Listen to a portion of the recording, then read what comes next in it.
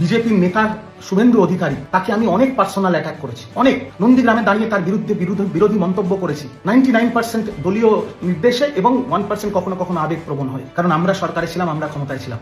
আমি শুভেন্দুদার কাছে সেই সকল মন্তব্যের জন্য ক্ষমা প্রার্থী, কারণ বিজেপি যে সৌজন্য দেখিয়েছে, বিজেপি যে উদারতা দেখিয়েছে, বিজেপি যে প্রোটেকশন, তৃণমূল কংগ্রেসের মুখপাত্র যে সবচেয়ে ভোকাল ছিল বিজেপির নেতৃত্ব এবং বিজেপির বিরুদ্ধে, তাকে যে প্রোটেকশন দিয়েছে, যে সহযোগিতা তার সাথে করেছে, এটা আমি এই ঋণ আমি জানি না আমি শোধ করতে পারবো। যে দলের হয়ে প্রাণপাত করে প্রচার করার সময় দলের মুখপাত্র হিসেবে আমি যদি কোনো অশালীন মন্তব্য করে থাকি, কুরুচিকর মন্তব্য করে থাকি, কুৎসা করে থাকি, ব্যক্তিগত আক্রমণ করে থাকি, বিল অফ দ্য বেল্ট আক্রমণ করে থাকি, দলীয় নির্দেশে বা কখনো কখনো আবেগপ্রবণ হয়ে, আমি তার জন্য মন থেকে ক্ষমা প্রার্থী, মন থেকে ক্ষমা প্রার্থী। আমার দল তৃণমূল কংগ্রেস কাউন্টিং অবজারভার করে পূর্ব মেদিনীপুরে পাঠায়।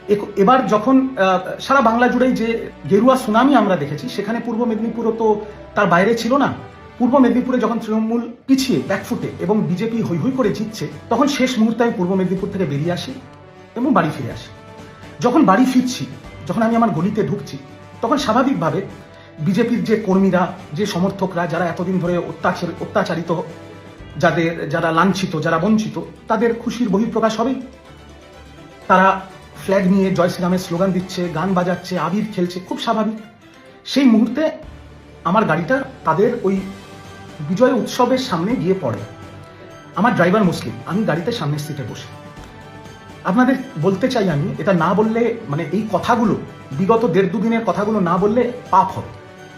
আমার মণ্ডল সভাপতি সেই সময় যদি সে চাইতো, আমার গায়ে আবির লাগিয়ে দিতে পারতো, আমার গাড়ি ভাঙচুর করতে পারতো, আমার মুসলিম ড্রাইভারকে মারতে পারতো, আমাকেও চত্থাপ্পড় মারতে পারতো। কিন্তু তারা কি করেছে? সে এসে আমার সাথে হাত মিলিয়েছে, আমার গায়ে গেরুয়া আবিরটা পর্যন্ত দেয়নি। উল্টে বিজেপির ছেলেগুলো বলেছে, একটু রাস্তাটা খালি কর, রিজুদার গাড়িটাকে বার করে দে। নাম্বার 1। নাম্বার 2, 4 তারিখ বিকেল 5টার পরে যারা স্বঘোষিতভাবে বিজেপি হয়ে গেছে, যারা সবাই তৃণমূল ছিল, এখন স্বঘোষিতভাবে বিজেপি হয়ে গেছে, ফেসবুকে এখন জয় শ্রীরাম লিখছে,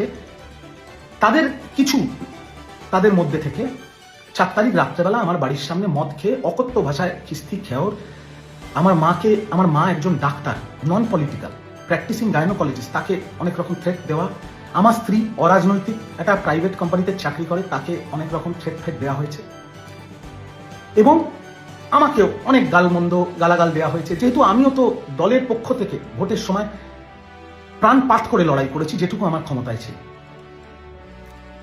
এবং তারপরে আমি আমার পরিবারের সুরক্ষার জন্য, আমার সার্ভাইভালের জন্য, দলের মুখপাত্র হওয়ার সুবাদে বিজেপির অনেকের সাথে আমার ভালো সম্পর্ক ছিল, যারা এখন সবাই বিধায়ক হয়েছে, তাদেরকে আমি ফোন করি। কিসের জন্য ফোন করি? নিজের এবং নিজের পরিবারের সুরক্ষার জন্য। এবং আমি স্পষ্টভাবে বলতে চাই যে বিজেপির এত ব্যস্ততা, 9 তারিখ তাদের শপথ গ্রহণ, প্রতিটি বিজেপির বিধায়ক যাদের আমি ফোন করেছি, তারা 2টো রিংয়ের মধ্যে আমার ফোন ধরেছে। নাম্বার 1, বিজেপির দিল্লির শীর্ষ নেতৃত্ব এবং বিজেপির বাংলার শীর্ষ নেতৃত্ব আমাকে ওপেনলি বলেছে, তুমি বুক ফুলিয়ে তৃণমূল কংগ্রেস করো, তোমার পরিবারের ওপরে কোনো আঁচ আসবে না।